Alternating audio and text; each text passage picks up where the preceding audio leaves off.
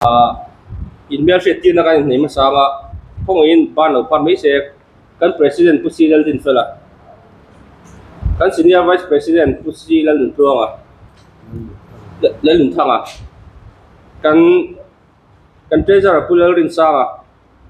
kan finance pu ms dong liara kan joint secretary sai ngura chuanin kan executive committee member te pu ke lal thleng liara te pu mesa ke hi joint secretary pu pc lal din sanga kani a venia hianin I an kuari chungchang har satna le an rama kan lawa lungla mek tele sarkari na ati tur le ati lo tur te phang kan soi sok do ni a ka president ha kan de kan president a I kan lo chiam mai the a kan president hian ni na duang zong te po han sei ta se zo na po tam zo kan president hian na chak tur a mai sei la a tu dan sirin keng neu so kan lo pui mai do na ni ti kha kan sei ma sa bo kan ni Vena kan non ti chana hi illegal kan han tiang chi halna nei lawa rora herte lungla te heng hi an tamem em towa chunga chang ke ni aphalna adan tik taka thil ti ho ha kan che plan deu ka ni je chu market chung changa te tin heng ho hian in illegal ho hian tin nge check ge tam pal tang ti hi kan thevek chong lawa ke ni ro hi chuan in dan dik taka thil ti te hi chuan in hei o form hi mining department atangin min peta a hemi apakhat na hi mining check ge ta kan chung lut ta hiam permit number te kan zia ka ametar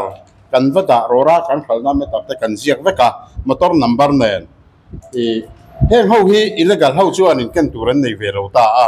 ma se an pal dang da na kha chu kan thevek si lo ani check ge ta hi ti chuan tu na kan du bera chu khang ho kha alo re thei nan le mi pui ten kan chan vo dik tak rora ka lo le ta tam tak chuan na ta thum kan pek ta hi thum le a chan veng te na lo thang ta kha ting zel khan me tak li te po li le chan veng te lo thang ta ni khang kha kan ven thei na turin hemi hi driver copy le anei tu te copy tur ni ta awara hi kha mi pui lam khan alai tu te khan lo demand se lo phut se kan du ani kha tinga kan ti thap hi chuanin kan zia do na tu te point ka thil le kha azat ka thei do na ni tu na chuat motorai nang lo ta sk kan ti lp ke te khruza ta nang lo vut ta ma sa a motora chu in ang vak khan a hriat ta sia so bang chuan hei mi pui hian in lo demand se kan du ber a phek ni driver copy le kan rora le tu te copy tu rakha chu kan du deuh ber hemi o form illegal chungchanga chuanin kha kan soi pu tanga ti chuan apani na hi chuanin mizorama anita tin abikin aizol le a che vela hianin company lian ho kan hanti kan rama construction work khoi ho hianin rora te tenemem kan ti achip balu te anon herveta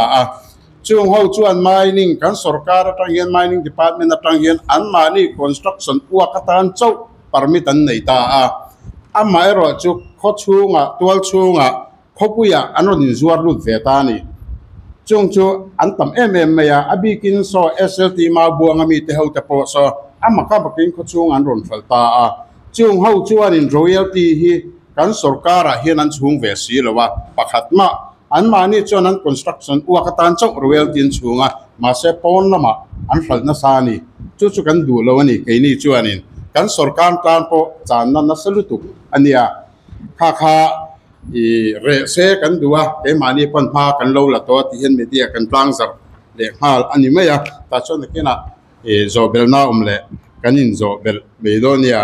tin tuna hianin finance department pon thu chuan ei ta nakina construction work thok ho hianin bil la don se hemi tel lo chon tuna chon alak he to lawani